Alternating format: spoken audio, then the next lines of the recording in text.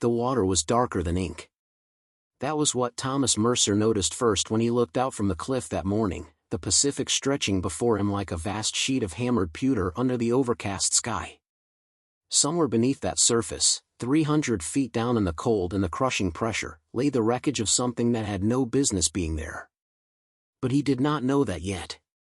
All he knew was the weight of another sleepless night and the familiar ache in his knees as he stood on the porch of his weathered cabin, watching the fog roll in from the sea. Before we jump back in, tell us where you're tuning in from, and if this story touches you, make sure you're subscribed because tomorrow, I've saved something extra special for you. The mornings were the worst. Not because of any specific pain or memory, but because of the emptiness they brought.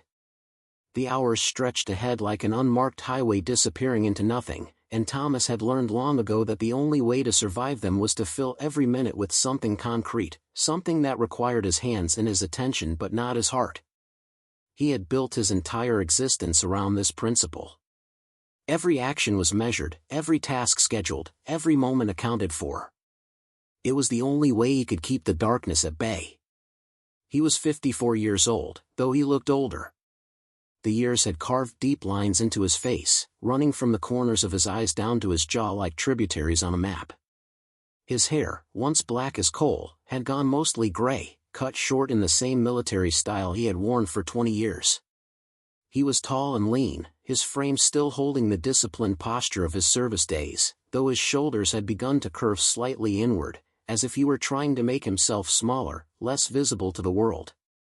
His eyes were a pale green, the color of sea glass worn smooth by decades of waves, and they held a distance in them that made people uncomfortable when they met his gaze.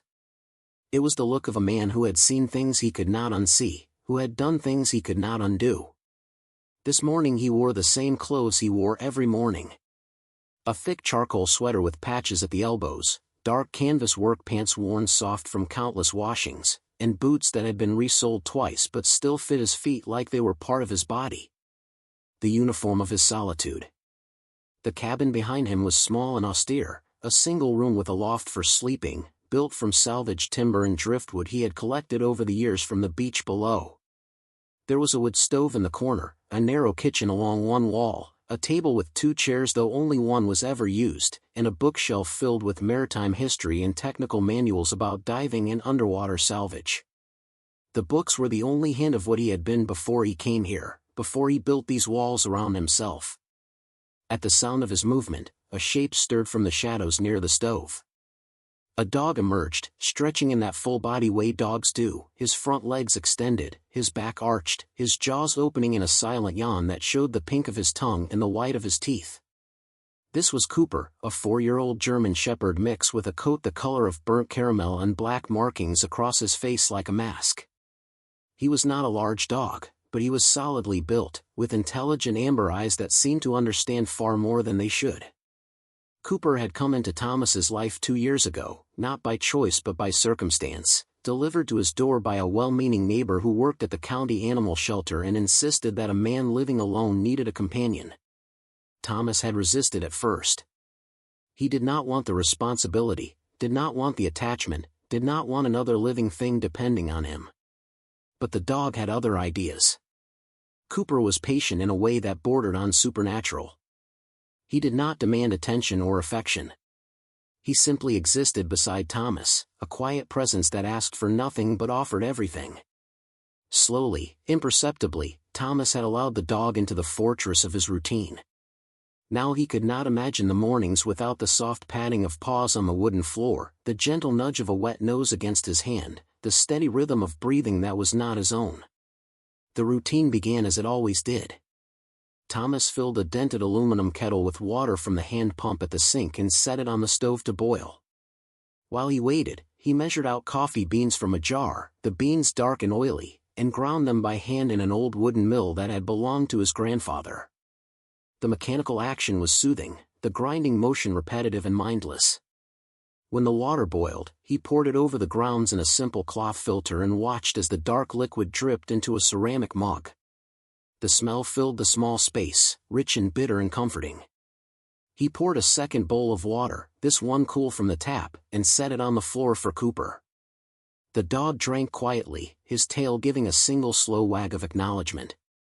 Thomas stood at the window with his coffee, looking out at the gray expanse of ocean. The fog was thicker now, rolling in off the water in great billowing clouds that swallowed the horizon and reduced visibility to a few hundred yards.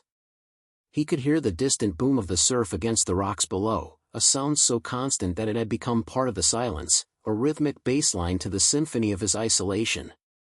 This stretch of the northern California coast was wild and unforgiving, a place where the land ended abruptly in sheer cliffs and jagged stone, where the kelp forests grew thick and dark beneath the waves, and where the few people who lived here did so because they wanted to be forgotten.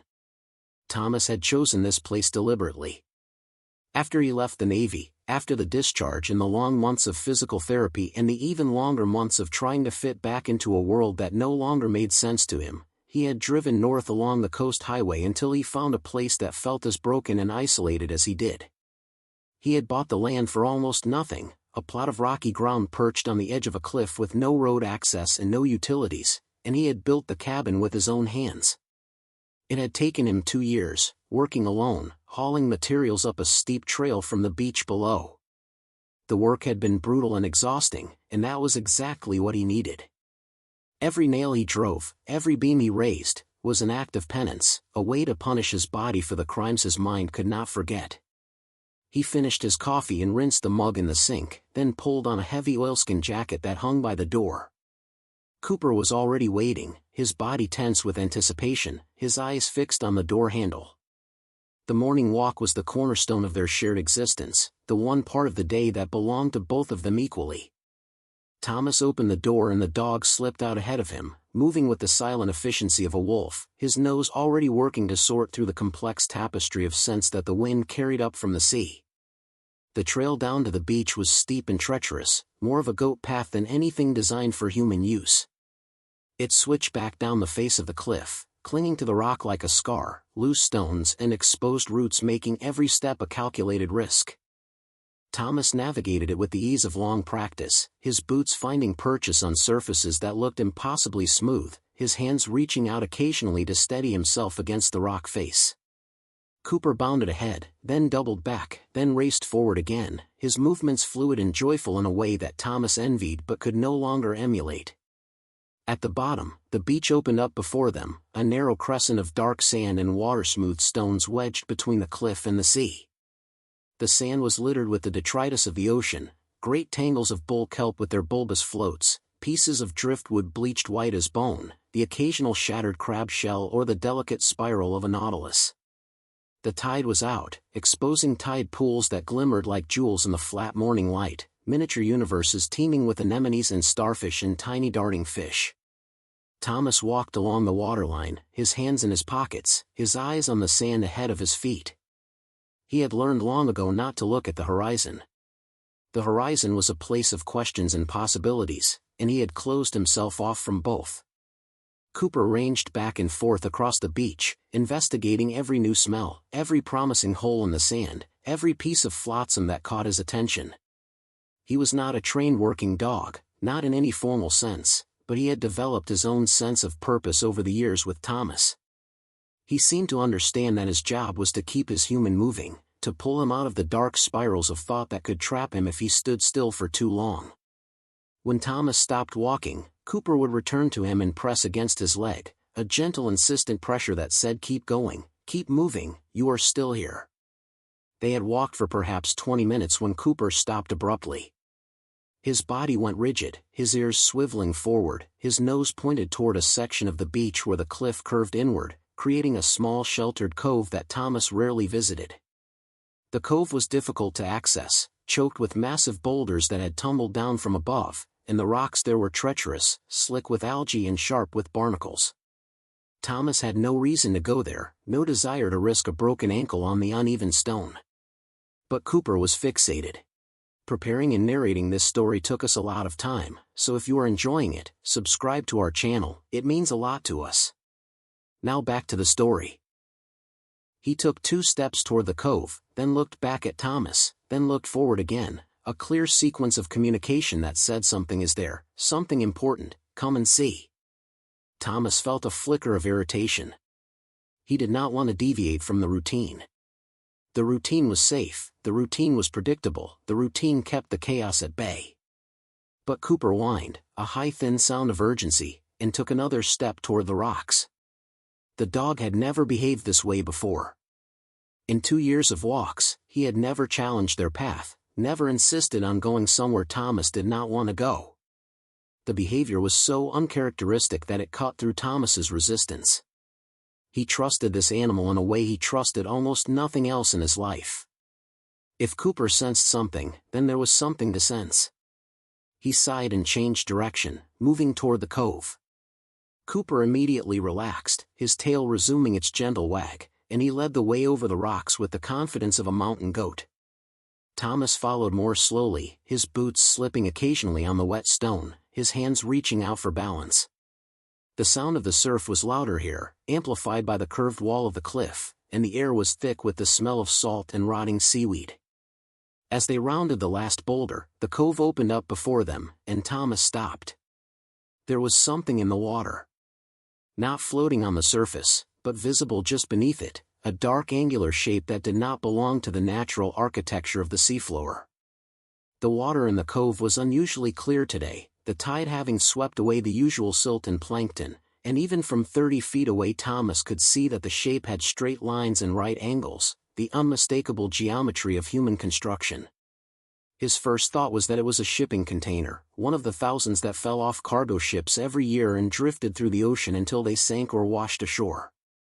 But as his eyes adjusted and he moved closer, he realized it was far too small for that, and the shape was wrong.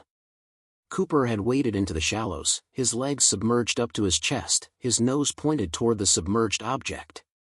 He looked back at Thomas and barked once, a sharp commanding sound that said, "Look, see, pay attention." Thomas walked to the edge of the water and crouched down, his eyes narrowing as he tried to make sense of what he was seeing. The object was perhaps 8 feet long and 4 feet wide, rectangular in shape, made of metal that had been darkened and corroded by the sea.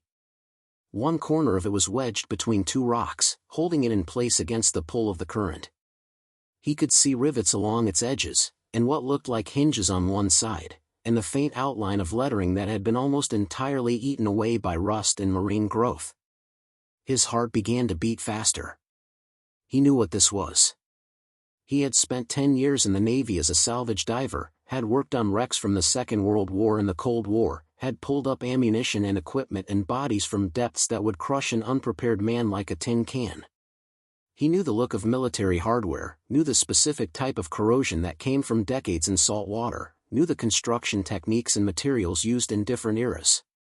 This was old, very old, but it was also something he had never seen in these waters.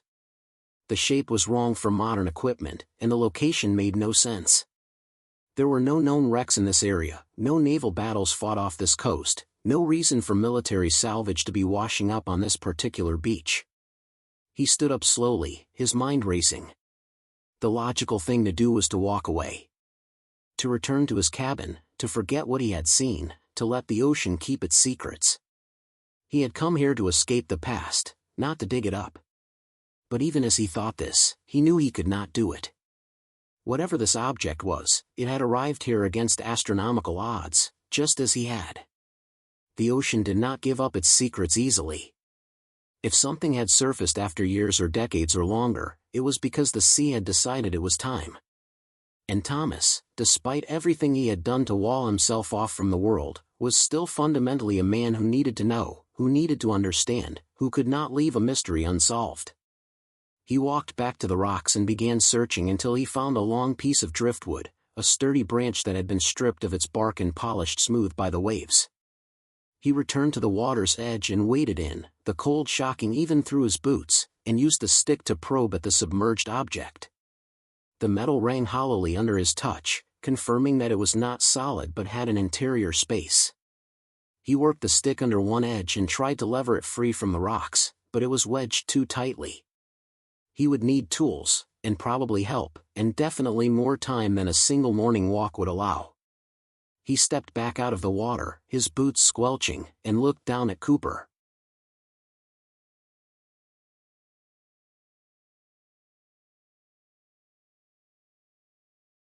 The dog was watching him intently, his amber eyes bright with something that looked almost like satisfaction. Thomas shook his head slowly. "What have you found, boy? What has the ocean brought us?" Cooper barked again, softer this time, and shook himself vigorously, sending a spray of cold seawater into the air. Thomas allowed himself the ghost of a smile, the first genuine expression his face had made in days. Then he turned and began the careful climb back over the rocks toward the main beach. His mind was already working through the logistics. He would need a crowbar and rope at minimum, probably a come-along if the thing was as heavy as it looked. He would have to wait for low tide to have the best access. And he would have to work quickly and quietly. If anyone else saw what he was doing, if word got out that something unusual had washed up in the cove, there would be questions and attention and people, and all of those things were exactly what he had spent the last 8 years trying to avoid. But even as he thought about the complications and the risks, he felt something stirring inside him that he had not felt in a very long time. It was not quite excitement and not quite curiosity. It was more like a sense of purpose, a feeling that for the first time since he had left the service, something was asking him to be useful again. The walk back to the cabin felt shorter than usual. He moved with a new energy, his steps quicker, his posture straighter. Cooper trotted beside him, seeming pleased with himself, occasionally glancing up at Thomas as if to confirm that yes, they were going to do something about this, yes, this was important. When they reached the top of the trail, Thomas went directly to the shed, a leaning structure of weathered boards that held his tools and equipment. He found what he needed quickly. A heavy pry bar, a coil of marine-grade rope, a pair of work gloves, and a large canvas tarp. He also pulled out something he had not touched in years, a waterproof equipment bag that still bore the faded insignia of his old unit. Inside the bag was his diving gear. Not the full rig, not the tanks and regulators and gauges that would allow him to go deep, but the basics.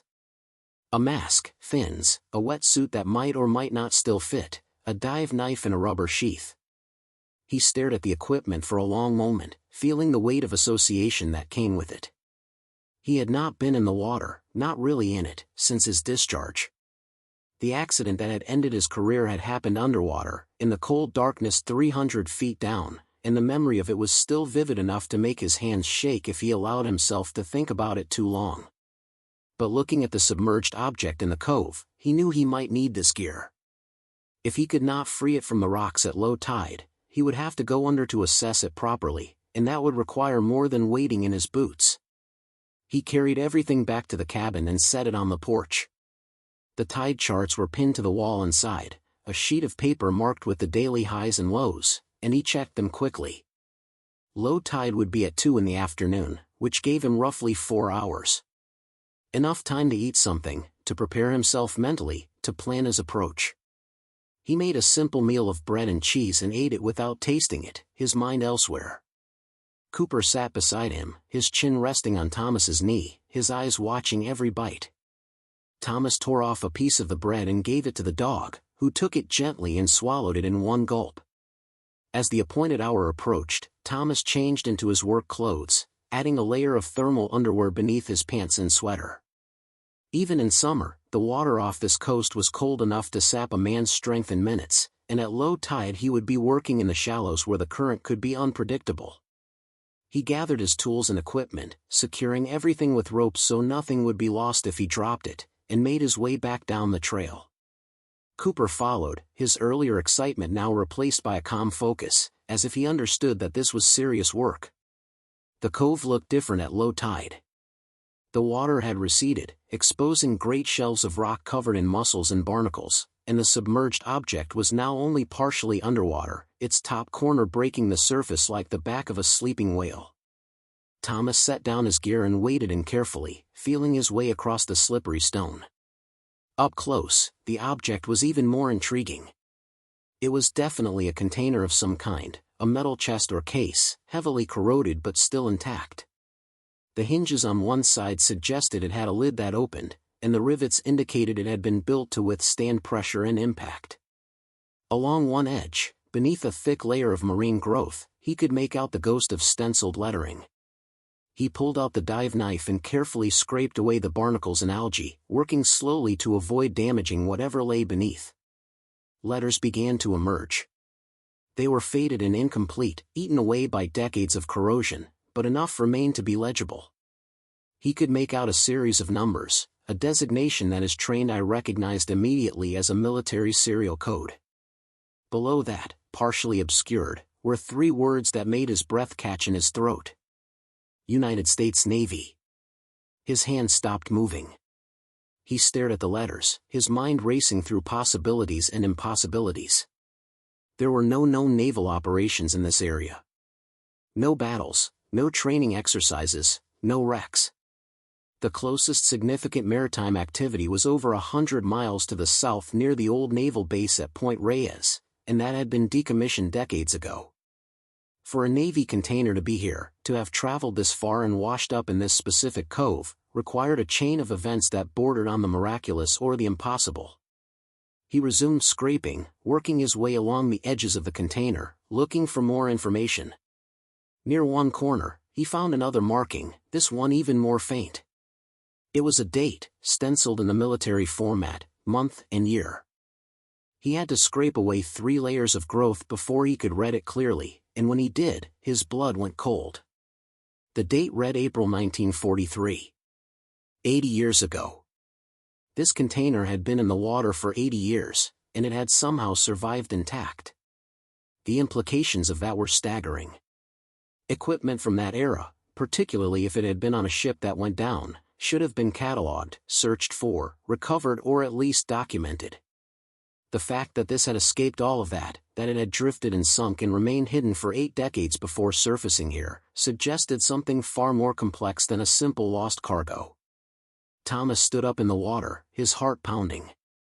He looked back at Cooper, who was watching from the dry rocks, his tail wagging slowly. The dog seemed to sense the significance of the moment, the shift in the atmosphere from curiosity to something deeper and more profound. Thomas turned back to the container and began working the pry bar under its edge, trying to free it from the rocks that held it. The metal groaned and scraped, but it was wedged tight. He adjusted his angle and tried again, putting his full weight behind the bar, and this time felt it give slightly. He worked at it for another 10 minutes, his muscles straining, sweat breaking out on his forehead despite the cold water, until finally the container shifted free with a grinding metallic sound. It was heavier than he expected. He managed to drag it through the shallow water to the edge of the rocks, where he could get better leverage, and then hauled it up onto the dry stone. He sat down beside it, breathing hard, his hands shaking slightly from the exertion and from something else, something that felt uncomfortably like fear. This was real. This was not a daydream or a distraction or a mystery that would vanish when he looked at it too closely. This was a piece of history, a fragment of a war that had ended before he was born, and it had found its way to him. He did not believe in fate or destiny or any kind of cosmic plan, but he could not deny the feeling that this was meant to happen, that somehow this container and he were connected by invisible threads that stretched back through decades and distance. He reached out and ran his hand over the surface of the metal, feeling the rough texture of the corrosion, the cold solidity of the steel beneath. The hinges were rusted but looked functional. There was a latch mechanism on the front, a heavy clasp designed to keep the lid sealed even under extreme conditions, and it was still engaged. Whatever was inside had been protected from the water, or at least that had been the intention. Whether the seal had held for 80 years was another question entirely. He looked at the sky, gauging the light. He had perhaps another hour of good visibility before the fog rolled back in and made the trail up the cliff dangerous. He needed to make a decision. He could try to open the container here, risk exposing its contents to the elements and to the possibility of losing something in the water. Or he could transport it back to his cabin, where he would have shelter and light and time to work carefully. The choice was obvious. He spread out the canvas tarp and rolled the container onto it, then wrapped it securely and tied the whole bundle with rope. Using the rope like a harness, he began the slow, brutal process of dragging it across the rocks toward the trail. It was even harder than bringing the basket boat up the beach had been in the story he did not know existed, because the terrain here was vertical and unforgiving, and the weight of the container made every step feel like moving through quicksand. Cooper stayed close, his presence a constant encouragement, occasionally barking softly as if to say you can do this, keep going, we are almost there. It took him over an hour to reach the top of the trail. By the time he dragged the container onto the level ground near his cabin, his arms felt like rubber and his lungs burned from the exertion. He collapsed onto the ground beside it, his chest heaving, his vision swimming with exhaustion. Cooper came over and licked his face, a gesture of pure affection and concern, and Thomas reached up and scratched behind the dog's ears. Good boy. Good boy, Cooper. We did it. The dog's tail wagged harder, and he lay down beside Thomas, pressing his warm body against his human side. They stayed like that for several minutes, man and dog, resting in the fading afternoon light. The fog was beginning to roll in from the sea, thick and white and all-consuming, erasing the horizon and turning the world into a small enclosed space. Thomas could hear the distant sound of the surf, could smell the salt and the pine sap from the trees that clung to the cliff edge, could feel the steady rhythm of Cooper's breathing beside him. For the first time in a very long time, he felt connected to something, to this place, to this moment, to this strange and inexplicable event that had pulled him out of his carefully constructed isolation. When he finally stood up, his body protested with a chorus of aches and pains, but he ignored them. He dragged the container the final few yards to his porch and wrestled it up the steps, then stood looking at it in the growing darkness. It sat there like a challenge, like a question that demanded an answer. He knew he could not open it tonight. He was too tired, too unfocused, and the light was failing. Whatever secrets the container held had waited 80 years. They could wait one more night. He covered it with an old wool blanket, more for his own sense of ceremony than for any practical purpose, and went inside. That night, Thomas did not sleep. He lay in his loft bed, staring at the ceiling, his mind churning through questions that had no answers. What was in the container? How had it ended up in his cove? What ship had it come from, and what had happened to that ship? And most troubling of all, why now? Why had it surfaced after all this time, and why had Cooper led him to it? He did not believe in signs or omens, but he could not shake the feeling that this was more than coincidence, that the ocean had delivered this to him for a reason he did not yet understand. Below him, on the floor beside the stove, Cooper slept peacefully, his legs twitching occasionally as he dreamed whatever dreams dogs dream. The dog had done his part. He had found the thing, had insisted that Thomas follow, had witnessed the retrieval. Now it was up to Thomas to do the rest, to open the container and face whatever truth it held. And as the hours crawled toward dawn, as the fog pressed against the windows and the cabin creaked in the wind, Thomas felt the first stirrings of something he had thought long dead inside him. It was not hope, not exactly, but it was close.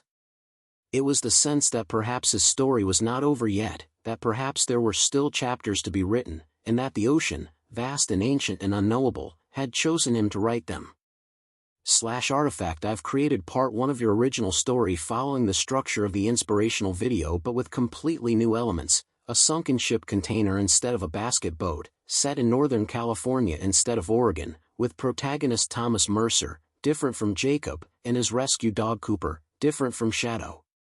The story maintains the same emotional beats: isolation, rigid routine, traumatic past, the loyal dog, the impossible discovery, but uses entirely different details, setting, and circumstances. I've kept it in third-person perspective throughout and avoided repeating specific phrases from the original story. Dawn came with no fanfare, just a gradual lightening of the gray that had pressed against the windows all night.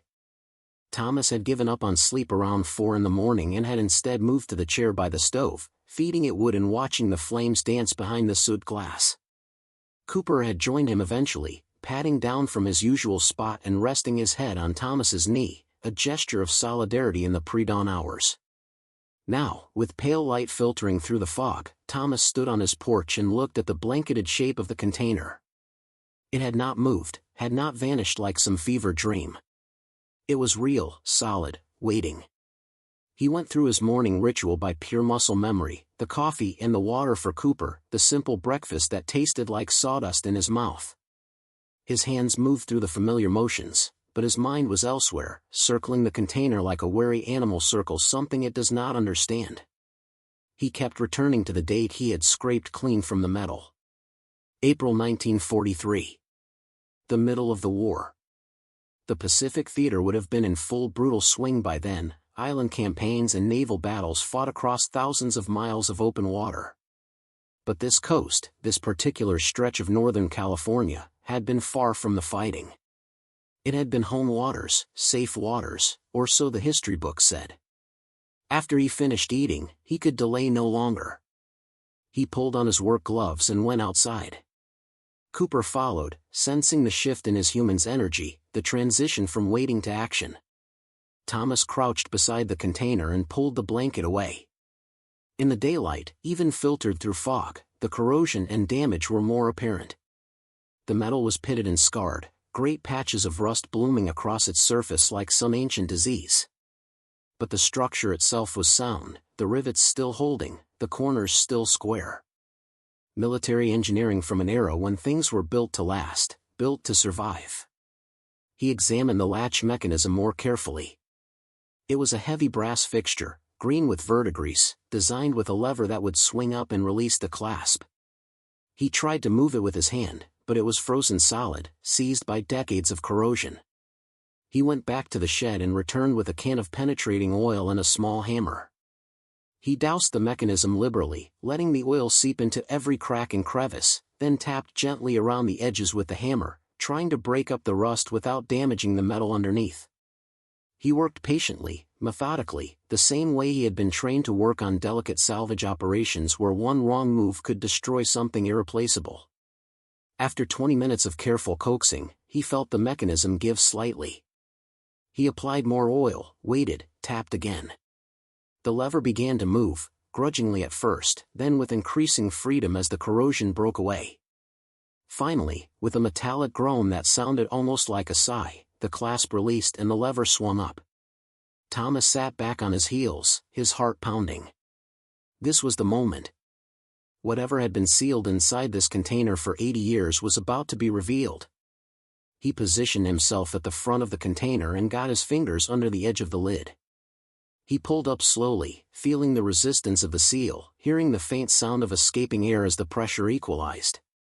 The lid was heavy, the hinges stiff, but they still functioned. He lifted it all the way back until it rested against its stops, and then he looked inside. The interior was lined with rubberized fabric, black and still surprisingly intact, designed to create a waterproof barrier.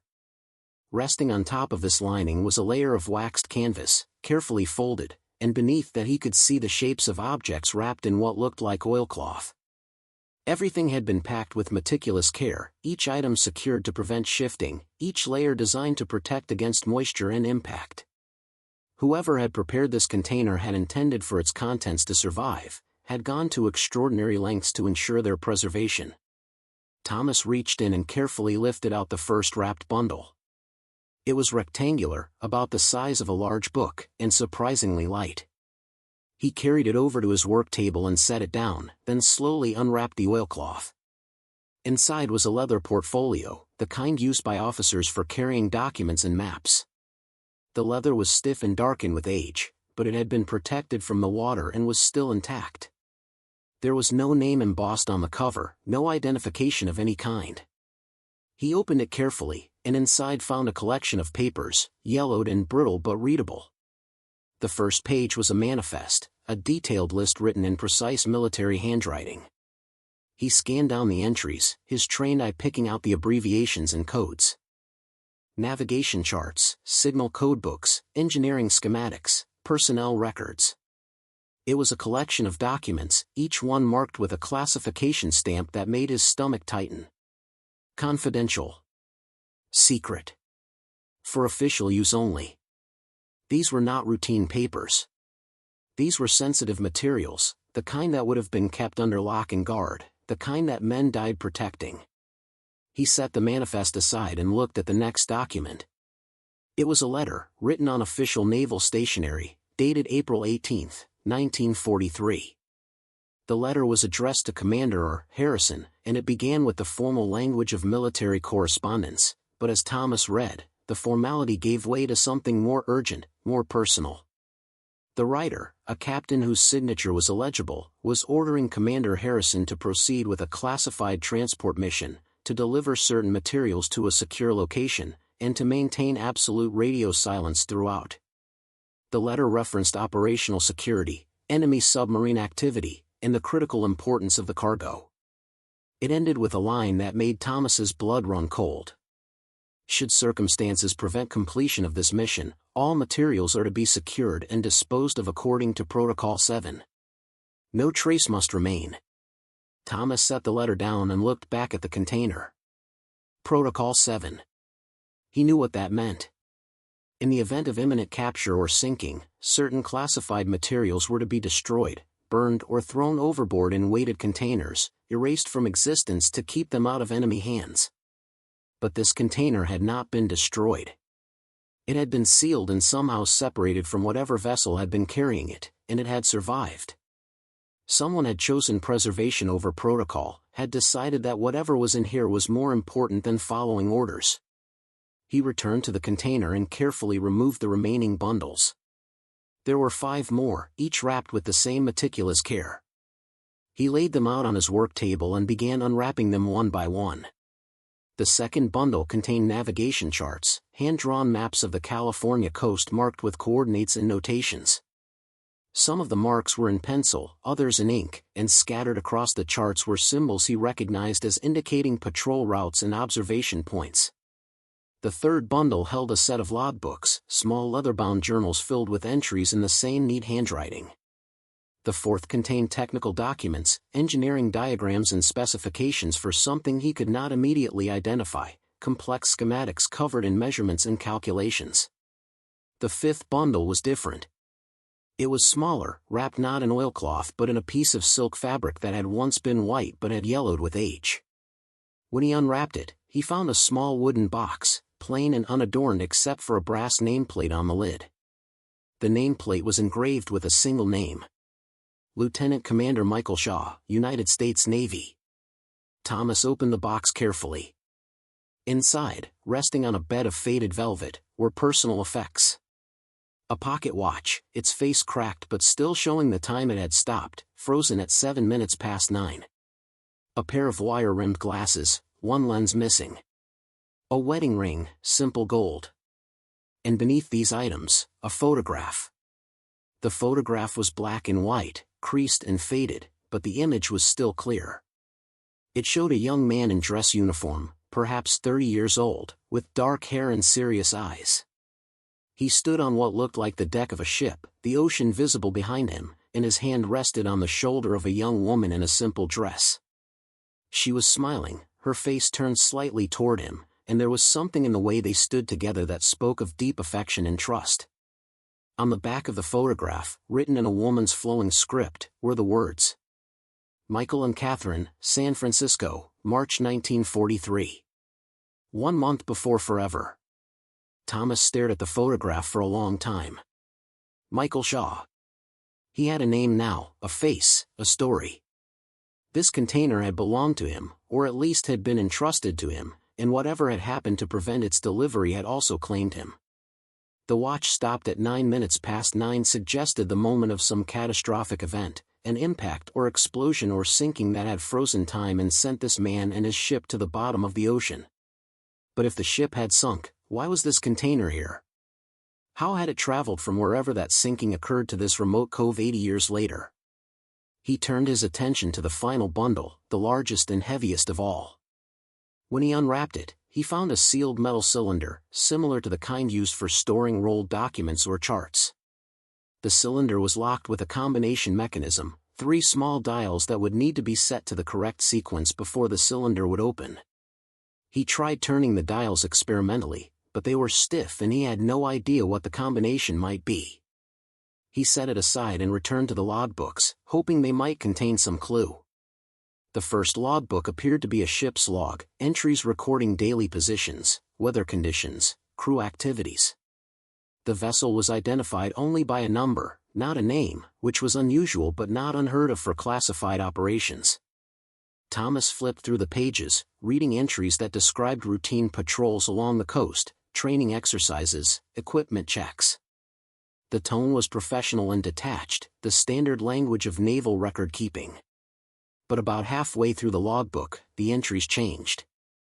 The handwriting became more hurried, less neat, and the content shifted from routine observations to something more concerning. April 14, 1943. Received orders to proceed to designated coordinates. Cargo loaded under armed guard. Crew briefed on security protocols. No one to speak of mission outside of command staff.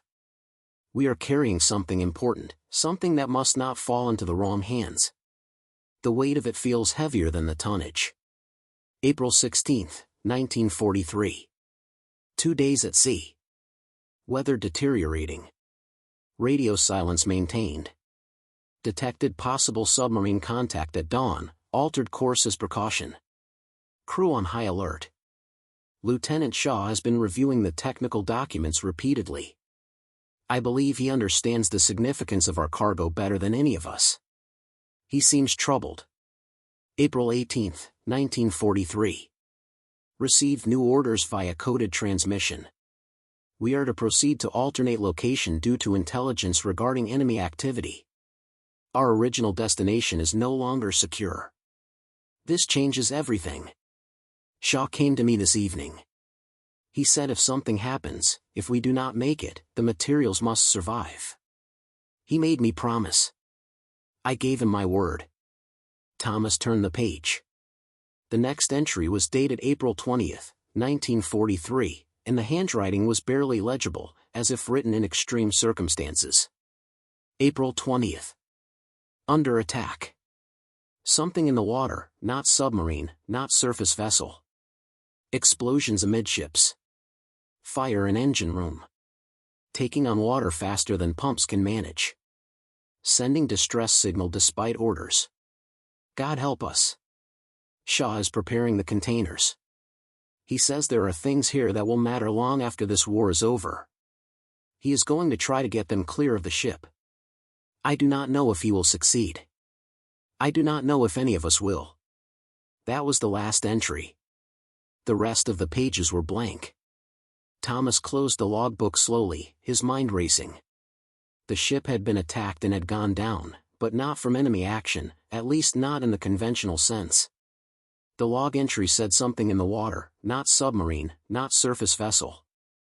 That could mean many things, could be the panicked misperception of a crew under extreme stress, or it could be something else entirely, some incident that had never been recorded in official histories because the ship and its crew had simply vanished without explanation.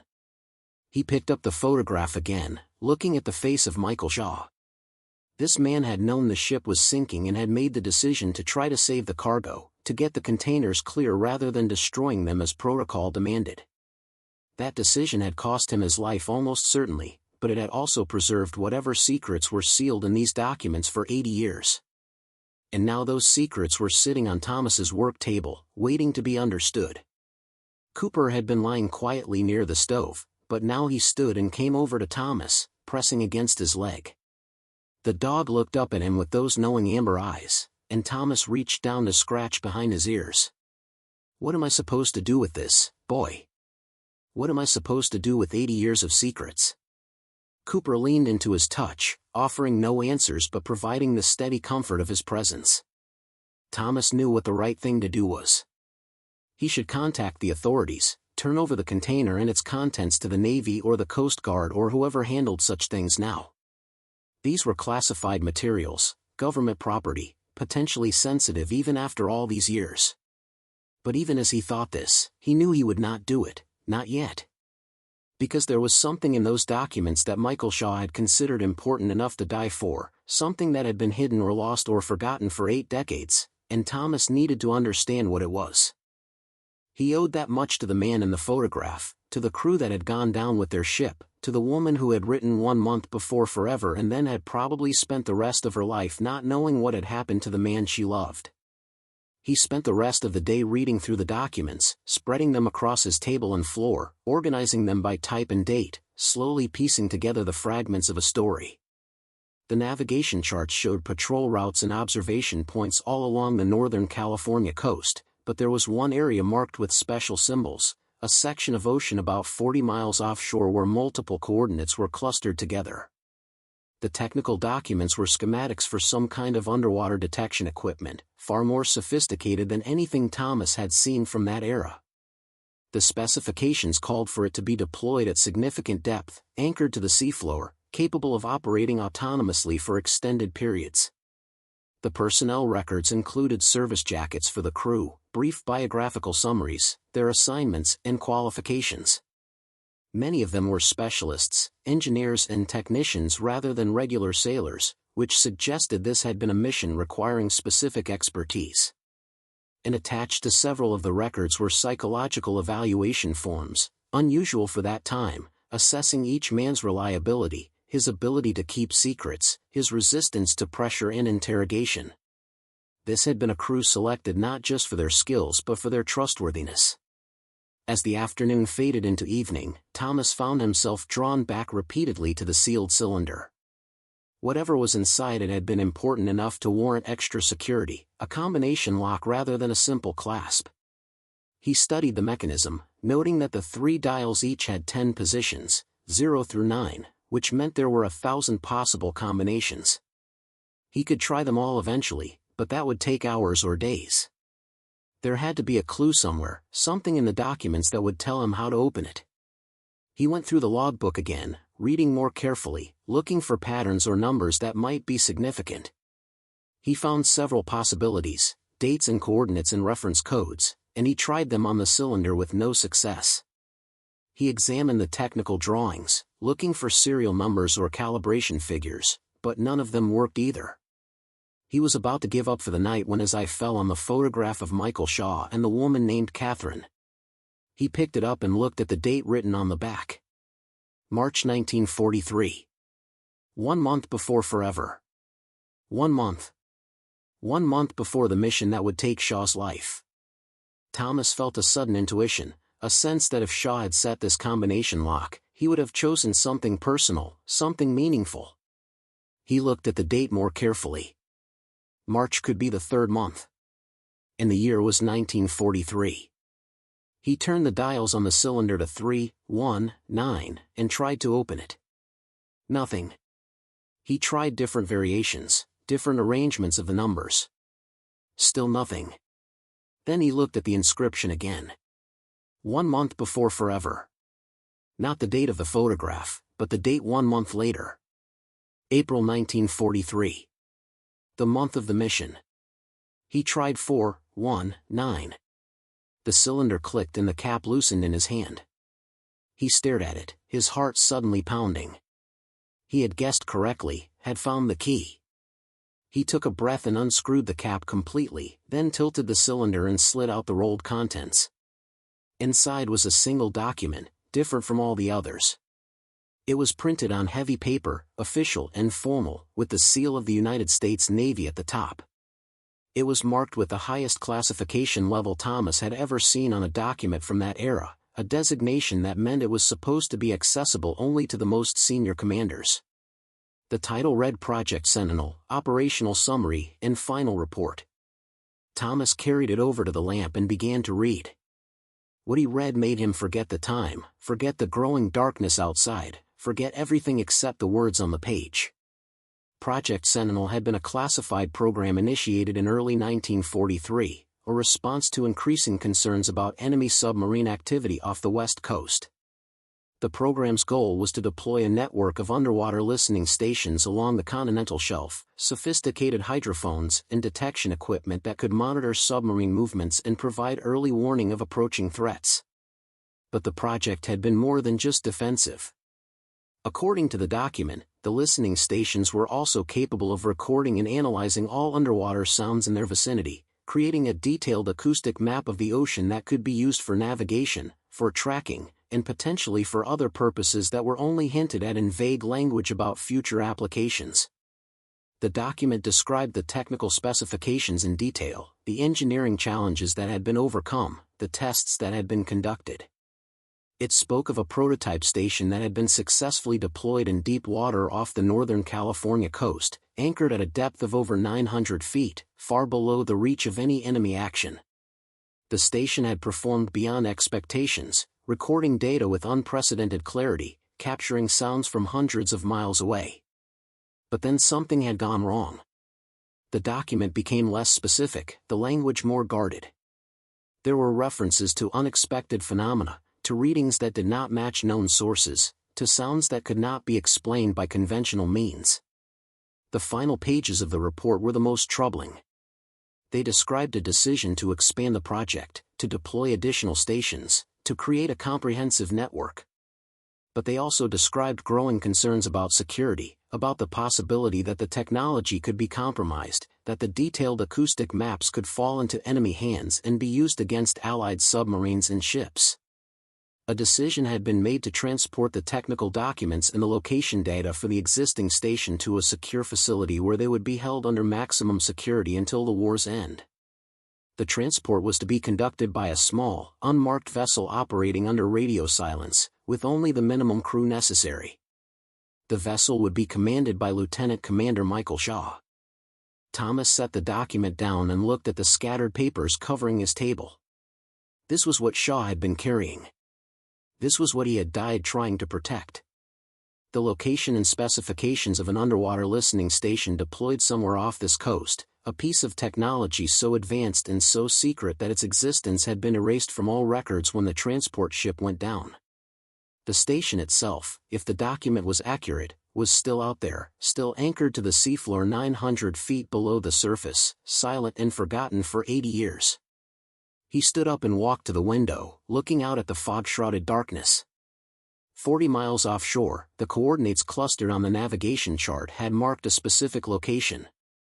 That was where the station had been deployed, where it still rested if it had not been destroyed by time and corrosion and the relentless forces of the deep ocean. The implications were staggering. If the station still existed, if its recordings had somehow been preserved, they would contain 80 years of underwater sound, 80 years of data about ocean conditions and marine life and human activity. It would be an archive of incalculable scientific and historical value. But there was something else in the report, something that made Thomas deeply uneasy. The references to unexpected phenomena, to unexplained sounds.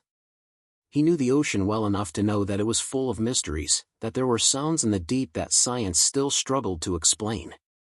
But the tone of those passages suggested something more specific, something that had concerned the project's directors enough to warrant special mention even in a classified document. What had they heard? What had the station recorded that had troubled them so much? Cooper came and stood beside him at the window, the dog's shoulder pressing against his leg. Thomas looked down at him, then back out at the invisible ocean. For years he had lived on the edge of that water, had walked its shores and listened to its rhythms, and he had thought he understood it. But the ocean was vast and ancient and full of secrets, and one of those secrets had just been delivered to his doorstep in a corroded metal container. He had a choice to make now, the same choice that had faced Michael Shaw 80 years ago. He could follow protocol, turn everything over to the authorities, let them decide what to do with this information. Or he could honor Shaw's decision, the choice the man had made to preserve these documents at the cost of his own life, and see this through to its conclusion. He thought about the woman in the photograph, Catherine, who had waited for a man who never came home, who had probably died not knowing what had happened, not having any answers or closure or even a grave to visit.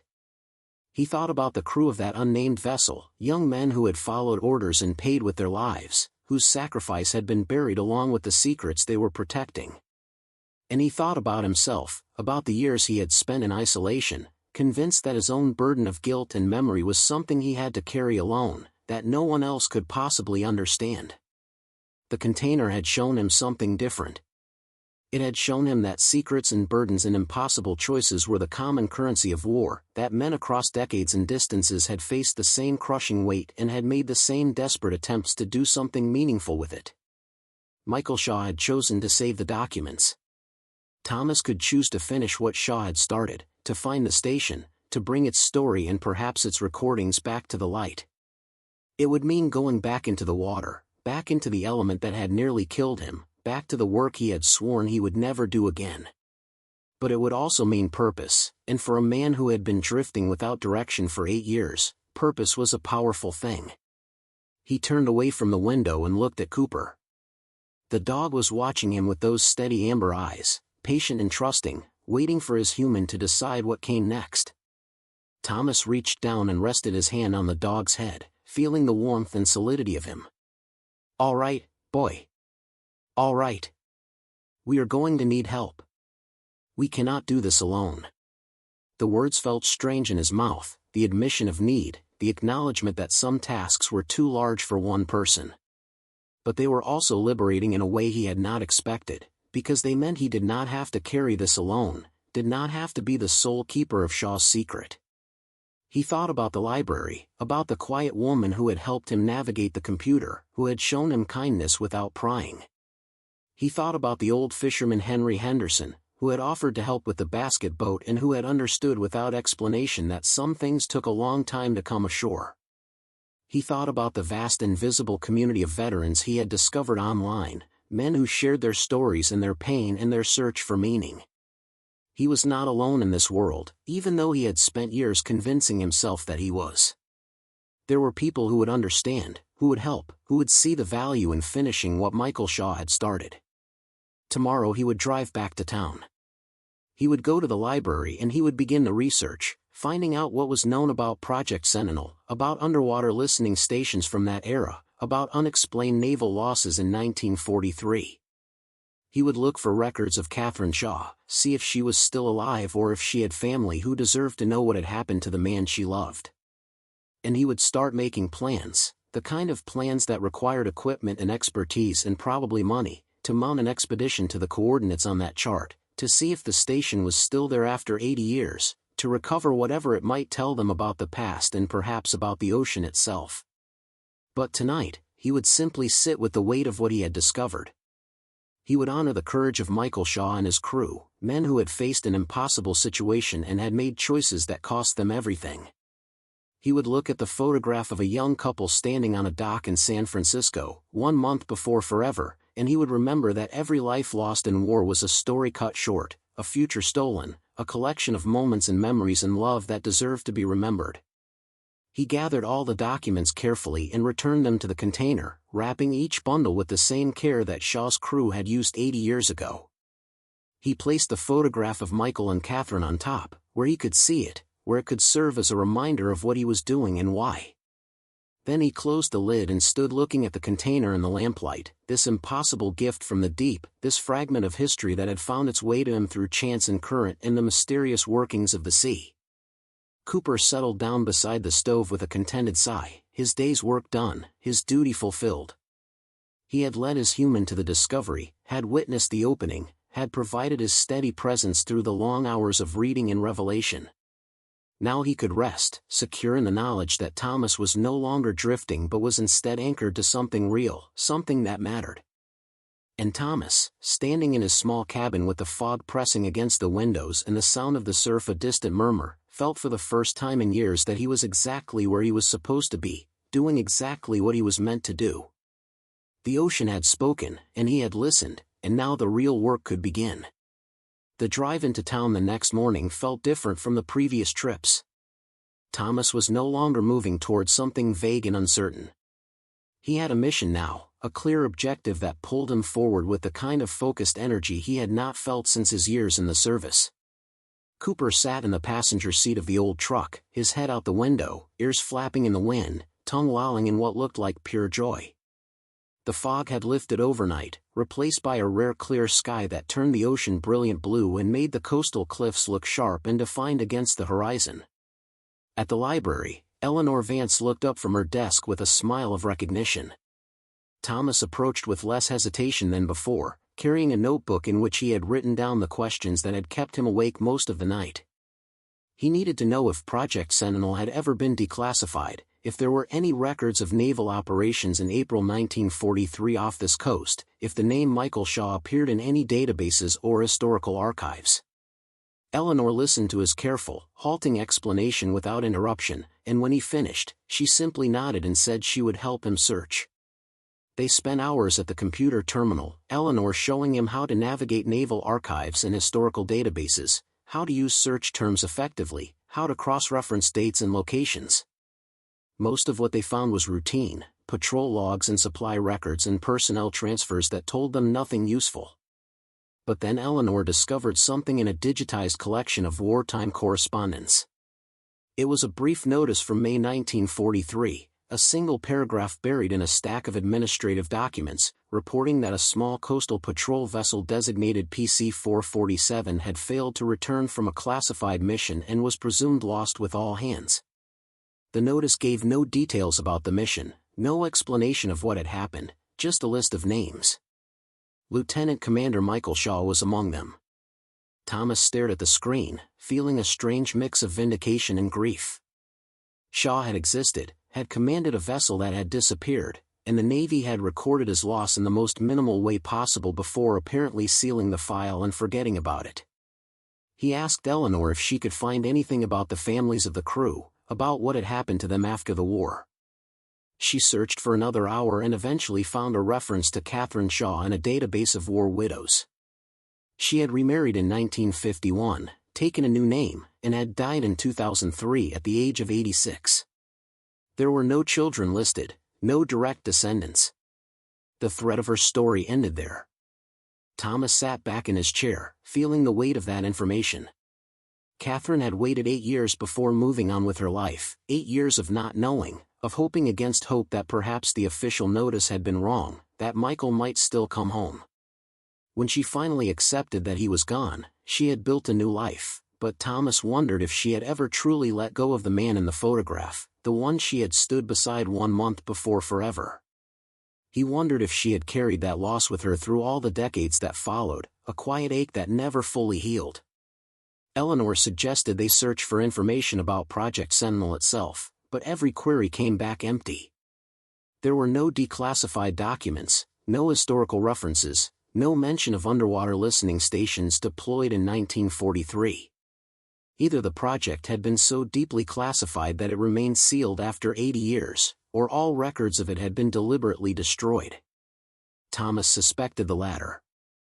If PC-447 had gone down with the only copies of certain documents, and if the Navy had never recovered them, then the easiest solution would have been to erase the project from history entirely, to act as if it had never existed. But the listening station itself, if it was still down there, would be physical proof that could not be erased. Thomas made a decision. He thanked Eleanor for her help and left the library with a new sense of purpose. He drove to the harbor in the nearest coastal town, a working port where fishing boats and small commercial vessels came and went daily. He parked his truck and walked along the docks, looking at the boats, assessing them with the practiced eye of someone who had spent years on and under the water. He was looking for something specific, a vessel equipped for diving operations, with a winch and compressor and the kind of crew that would not ask too many questions about an unusual job. He found what he needed at the end of the farthest pier. It was a converted fishing trawler, perhaps 60 feet long, its paint weathered and its deck cluttered with equipment. The name painted on the bow read Persistence, and Thomas took that as a good sign. A man was working on deck, coiling rope with the automatic precision of someone who had performed the task 10,000 times. He was in his 60s, heavy-set, with a full gray beard and skin darkened by decades of sun and wind. He looked up as Thomas approached, his eyes sharp and assessing. Thomas introduced himself and explained that he was looking to hire a boat for a salvage operation, something off the books, something that required discretion. The man studied him for a long moment, then introduced himself as Ray Kowalski, captain and owner of the Persistence. He listened as Thomas described what he needed: a trip to specific coordinates 40 miles offshore, diving capability to 900 feet, equipment for potential recovery operations. Ray did not ask what they would be recovering or why, but he named a price that was substantial. Thomas had savings, money he had barely touched in 8 years of living simply, and he agreed without negotiation. They spent the next week preparing. Ray assembled a small crew, just 2 other men, both experienced commercial divers who knew how to keep their mouths shut. Thomas retrieved his old diving certifications and went through a refresher course at a dive shop, getting back into the water for the first time in years. The initial descent into the training pool was terrifying, his body remembering the panic and pain of the accident that had ended his career, but he forced himself through it. Cooper waited on the deck during these sessions, watching intently, and somehow the dog's presence made it possible for Thomas to push past the fear. Ray secured a remotely operated vehicle, a small ROV with cameras and manipulator arms that could be lowered to depths beyond safe human diving range. If the listening station was at 900 feet as the documents indicated, they would need the ROV to locate it and assess its condition before attempting any kind of recovery. Thomas brought the navigation charts from the container and showed Ray the coordinates that had been marked in multiple locations. Ray plotted them on his modern GPS system and confirmed they were in an area of relatively flat seafloor at the edge of the continental shelf, deep but accessible. On the morning of the expedition, Thomas stood on the deck of the Persistence as Ray guided the boat out of the harbor. The ocean was calm, a rare gift, the surface like brushed steel under the early sun. Cooper had been left with Henry Henderson, the old fisherman who had agreed to watch him for the few days they would be at sea. Thomas had been reluctant to leave the dog behind, but he knew the work ahead would be dangerous and unpredictable, and Cooper would be safer on shore. Still, he felt the absence like a missing limb, the quiet steady presence that had anchored him for 2 years now gone. The journey to the coordinates took most of the day. Ray ran the Persistence at a steady pace, conserving fuel, while Thomas stood at the rail and watched the coastline recede into a thin dark line and then disappear entirely. They were alone now, suspended between sky and water, the boat a small bubble of human activity in an immensity of blue. The two crew members, both taciturn men named Jake and Dennis, busied themselves preparing the ROV and checking the diving equipment. They worked with the efficiency of professionals, speaking in the shorthand of people who had done this many times before. As the sun began its descent toward the western horizon, Ray called out that they were approaching the target area. Thomas joined him in the wheelhouse and watched the GPS display as the boat's position crept closer to the coordinates Shaw's crew had marked 80 years ago. When they were directly over the spot, Ray cut the engines and the Persistence drifted, rocking gently on the swell. The depth finder showed 920 feet below them, within the range Shaw's report had indicated. They deployed the ROV as the last light faded from the sky, lowering it on its tether cable while Jake monitored the video feed on a screen in the wheelhouse. The camera showed the descent through increasingly dark water, the lights of the ROV creating a small cone of visibility in the absolute blackness. Fish appeared occasionally in the beam, ghostly shapes that vanished as quickly as they came. At 600 feet, the water pressure was already immense, the darkness total except for the lights. At 800 feet, Jake reported that the seafloor was coming into view below them. Thomas watched the screen intently, his heart pounding. The bottom when it appeared was not the barren wasteland he had expected but a landscape of surprising complexity, rocky outcroppings and patches of sand, kelp-like plants swaying in the current, and scattered across it all, the accumulated debris of human activity. There were bottles and cans, pieces of netting and rope, the rusted remains of traps and anchors. The ocean floor was a museum of everything that sank, everything the sea collected and preserved. Jake maneuvered the ROV in a search pattern, running transects back and forth across the area indicated by the coordinates. They searched for over an hour, the ROV's lights illuminating nothing but rock and sand and debris. Thomas began to feel the cold fingers of doubt creeping in. Perhaps the station had been destroyed decades ago, torn apart by currents and corrosion. Perhaps the coordinates were wrong, or the charts had been mismarked. Perhaps he was chasing ghosts. Then Dennis, who had been watching a second screen showing the ROV's sonar imaging, called out. He had detected something, a regular geometric shape partially buried in sediment about 200 yards from their current position. Jake turned the ROV and pushed it forward, and as they approached the coordinates Dennis had indicated, the shape resolved on the camera into something unmistakable. It was a structure, a cylindrical housing perhaps 15 feet long and 4 feet in diameter, mounted on a framework of metal struts that had been driven into the seafloor. The housing was heavily corroded, covered in marine growth and sediment, but its basic form was intact. And along one side, barely visible beneath the layers of accumulated material, were stenciled numbers and letters. United States Navy. Thomas felt his breath catch. They had found it. After 80 years, the listening station was still there, still anchored to the seafloor exactly where Shaw's crew had deployed it. Jake brought the ROV in closer, the camera revealing details. The housing had hatches and ports, access panels designed to allow maintenance and retrieval of whatever equipment was inside. Some of the panels were open, torn away by corrosion or perhaps by impact, but others appeared intact. The framework holding the station in place was bent in several places, suggesting it had been struck by something or had suffered some kind of violent trauma. Ray suggested they mark the location and return in daylight for a better assessment, but Thomas insisted they continue. He felt an urgency he could not explain, a sense that they needed to see this through now, that if they left and came back, something would change, the ocean would reclaim its secret. Jake maneuvered the ROV around the station, documenting it from every angle, while Thomas studied the images and tried to determine if recovery was possible. The station was large and heavy, far too massive to lift with the Persistence's equipment, but individual components might be retrievable, particularly if they could access the interior chambers where the recording equipment would have been housed. He directed Jake to use the ROV's manipulator arms to clear away some of the marine growth from one of the intact access panels. The work was slow and delicate, the arms designed for crude tasks, not fine manipulation, but gradually they exposed a latch mechanism. It was corroded solid, but Jake managed to get a grip on it with the manipulator and began working it back and forth. After several minutes of effort, something gave way with a visible cloud of rust particles, and the panel swung open. The camera pushed forward into the opening, and Thomas leaned closer to the screen, trying to make sense of what he was seeing. The interior of the housing was a tangle of cables and equipment, much of it damaged and corroded, but amidst the chaos were several sealed cylindrical containers, similar in design to the one that had held the Project Sentinel documents. They were mounted in protective housings, designed to withstand pressure and protect their contents from seawater.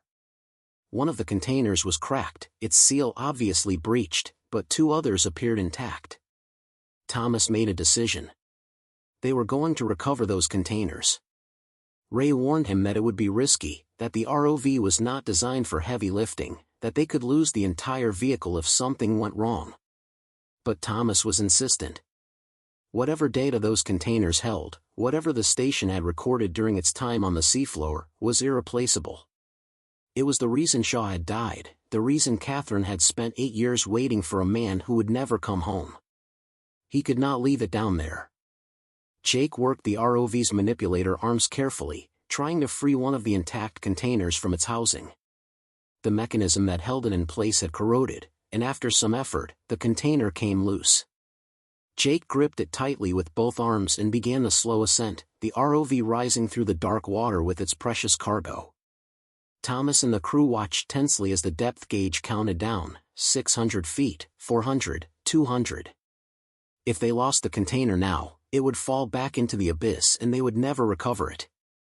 At 100 feet, Jake reported a problem. The ROV was struggling, its buoyancy off balance from the weight of the container. Ray made quick adjustments to the tether winch, adding more lift, while Jake fought to keep the vehicle stable. The depth gauge read 50 feet when the ROV's video feed suddenly went dark. The screen showed nothing but static. Ray cursed and began hauling on the tether manually, pulling hand over hand, while Dennis and Thomas moved to the rail to watch for any sign of the vehicle breaking the surface. It appeared a moment later, the ROV bobbing awkwardly in the swell, still clutching the container in its manipulator arms. They hauled it aboard quickly, Jake securing the container before it could slip free. It was about the size of a large thermos, made of the same heavy steel as the container Thomas had found on the beach, and it was intact, its seal unbroken. They set it on the deck and stood around it, for men looking at a piece of the past dragged up from the deep. Ray wanted to return to port immediately, but Thomas convinced him to make one more dive at first light, to try for the second intact container. They anchored for the night, and Thomas sat on deck under the stars, unable to sleep, listening to the gentle sounds of the boat rocking on the swell. The container sat nearby, a dark shape in the moonlight, and he thought about what might be inside it, what sounds and secrets it might hold. He thought about Michael Shaw standing on the deck of PC-447, knowing his ship was sinking, making the desperate choice to try to save the mission's cargo. He thought about the woman in the photograph, waiting in San Francisco for news that would never come. Dawn came cold and clear. They had coffee and a quick breakfast, then Jake prepared the ROV for another descent. The repairs to the video system had been makeshift, and there was no guarantee it would hold, but they had to try. The second dive went more smoothly than the first. Jake located the station quickly and maneuvered the ROV back to the open access panel. The second intact container was harder to reach, wedged behind a tangle of cables, and it took almost an hour of patient work to free it. But finally it came loose, and Jake began the ascent. This time there were no problems. The ROV surfaced with the container secure, and they brought it aboard without incident. 2 containers, 2 chances at discovering what the listening station had recorded, what data it had preserved through 80 years of darkness and silence. Ray pointed the Persistence back toward shore, and they began the long journey home. Thomas sat with the containers, his hands resting on the cold metal, feeling both elation and apprehension. He had succeeded in recovering them, but opening them would be another matter, and understanding what they contained might be beyond his ability. Back in port, Thomas thanked Ray and his crew, paying them what he owed plus a substantial bonus for the risks they had taken. Ray shook his hand and said if Thomas ever needed to go back out there, to call him.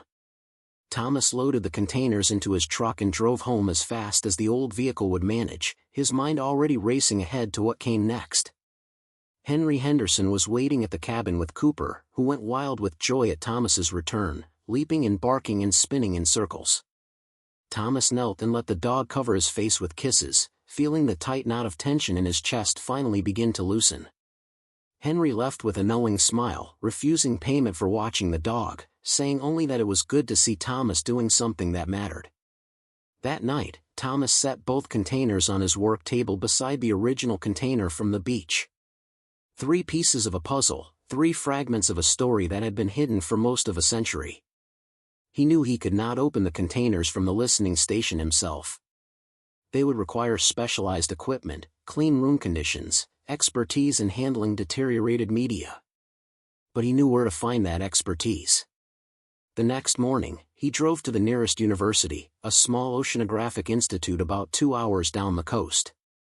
He asked to speak with someone in the marine archaeology department and was eventually directed to a professor named Dr. Sarachan, a woman in her 40s who specialized in underwater historical preservation. Thomas told her the story, showed her the documents from Shaw's container, explained about the listening station and the recovery. Dr. Chen listened with growing excitement, her eyes widening as she realized the significance of what he had found. She made calls, pulled in colleagues, arranged for laboratory space and equipment. Within a week, they had assembled a team of specialists, historians and audio engineers and materials scientists, all working together to open the containers and assess their contents. Thomas was present for every step of the process, watching as they carefully cut away the corroded outer casings to reveal inner chambers that had remained sealed and dry. Inside were spools of magnetic recording tape, an early form of data storage, protected in nitrogen-filled housings that had preserved them against the ravages of time and pressure. The tapes were fragile, deteriorated in places, but large sections were intact.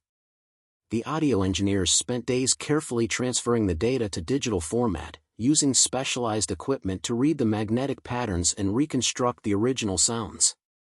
When they finally played back the first recovered recordings, the room fell silent. What they heard was extraordinary, a soundscape of the deep ocean in 1943, the calls of whales and the creaking of tectonic plates and the distant rumble of storms far overhead. But there were other sounds too, mechanical noises that did not fit any known sources, rhythmic patterns that repeated at odd intervals, anomalies that the team could not immediately explain.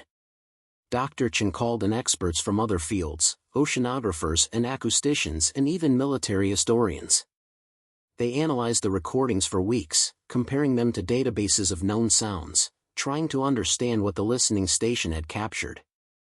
Some of the anomalies were eventually identified as previously unknown geological phenomena, the sounds of underwater landslides and volcanic activity.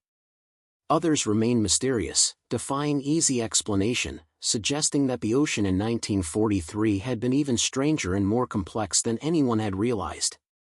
But the most significant discovery came when they found recordings from April 20, 1943, the day PC-447 had gone down. The audio from that date showed normal ocean sounds, and then suddenly a massive acoustic event, an explosion of sound so powerful that it had overloaded the recording equipment. It was followed by a series of secondary impacts, the unmistakable sound of a large object breaking apart and sinking. The listening station had recorded the death of Shaw's ship, had captured the moment when everything had gone wrong. The team analyzed the sound signature exhaustively, and their conclusion was troubling. The initial explosion had not come from above the surface, not from weapons or conventional military action. It had come from below, from something deep in the water that had generated enough force to destroy a steel-hulled vessel. The leading theory, though it was debated hotly among the specialists, was that PC-447 had been directly above a previously unknown underwater volcanic vent when it suddenly erupted, or had triggered some kind of gas release from the seafloor. The ship had been in the wrong place at the wrong moment, a victim of the ocean's unpredictable violence rather than enemy action. The findings were written up in academic papers, the story of Project Sentinel and the recovery of its data became news in scientific circles, and Michael Shaw's name was finally attached to something other than a brief notice of presumed loss. Dr. Chen worked with military historians to have Shaw and his crew officially recognized, their sacrifice acknowledged. A small memorial was erected at the Naval Museum in San Francisco, listing the names of the men who had gone down with PC-447 and honoring their contribution to early underwater acoustic research. Thomas attended the dedication ceremony, standing in the back of the crowd, uncomfortable with the attention but feeling that he owed it to Shaw to be present. Afterward, a woman approached him, elderly but sharp-eyed, leaning on a cane. She introduced herself as Margaret Harrison, the granddaughter of Catherine Shaw. She had learned about the discovery through the news coverage and had come to see the memorial for herself. She thanked Thomas for giving her family closure, for finding the truth about what had happened to the great-grandfather she had never known. She told him that Catherine had remarried but had kept a box of Michael's things her entire life, photographs and letters that she had refused to part with. When Catherine died, Margaret had inherited that box, and now she understood why her great-grandmother had held onto those memories so tightly.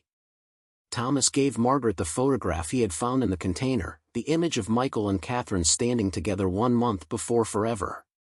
She took it with tears in her eyes and held it as if it were the most precious thing in the world. Months passed. The academic work continued, papers were published, and the recordings from the listening station became part of the permanent collection at the Oceanographic Institute.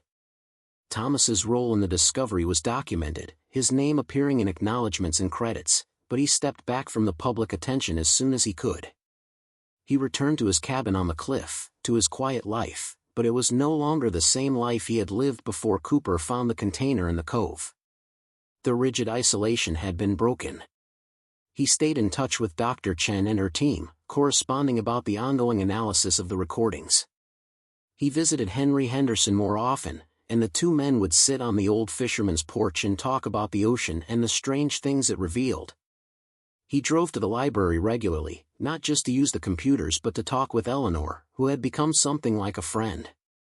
And he began attending a veterans group that met in town once a week, a gathering of men and women who understood the weight of service and the difficulty of the return. He told his own story there, finally, the memory he had carried alone for so long. He spoke of the coordinates and the radio call and the terrible silence that had followed. The other veterans listened without judgment, and when he finished, several of them shared their own moments of impossible choice, their own burdens of command and consequence. He realized that what he had done, the decision that had haunted him for decades, was not unique or monstrous. It was part of the shared experience of war, the collection of tragic and necessary choices that every conflict demanded of those who fought it. The healing was not sudden or complete. He still had nightmares, still had moments when the fog would roll in and the sound of the waves would become something else entirely. But those moments no longer trapped him, no longer defined him. He had purpose now, and connection, and the understanding that his story was part of a larger story, that he belonged to a community of people who had faced the same darkness and had found ways to keep living. One evening, as Thomas sat on his porch with Cooper beside him, watching the sun set over the Pacific, he thought about the chain of events that had brought him to this moment. A dog's insistence on investigating a hidden cove. A corroded container washing up against impossible odds. A man 80 years dead whose final act had been to preserve something important. The ocean's decision to give up a secret it had held for most of a century. It felt like fate, though Thomas was still not sure he believed in such things. What he did believe was that some burdens were meant to be shared, that some stories deserved to be told, and that the work of healing was often about connection rather than isolation. Michael Shaw had tried to save something that mattered, had given his life for it, and 80 years later, that sacrifice had pulled Thomas out of his own darkness and given him a reason to rejoin the world. The listening station had recorded the sounds of the deep ocean, but it had also recorded something more profound, the truth that the past and present were not separate, that history had weight and meaning, and that sometimes the dead spoke to the living in ways that could not be ignored. Cooper shifted beside him, resting his head on Thomas's knee, and Thomas reached down to scratch behind the dog's ears. "Good boy. You found something important. You brought me back." The dog's tail thumped against the wooden boards of the porch, and his amber eyes reflected the last light of the dying sun. Together they sat and watched as the day faded into night, as the stars began to appear overhead, as the eternal rhythm of the waves continued its ancient song. Thomas was home, truly home, in a way he had not been for years. And the ocean, vast and mysterious and full of secrets, had shown him the way. Up next, you've got 2 more standout stories right on your screen. If this one hit the mark, you won't want to pass these up. Just click and check them out.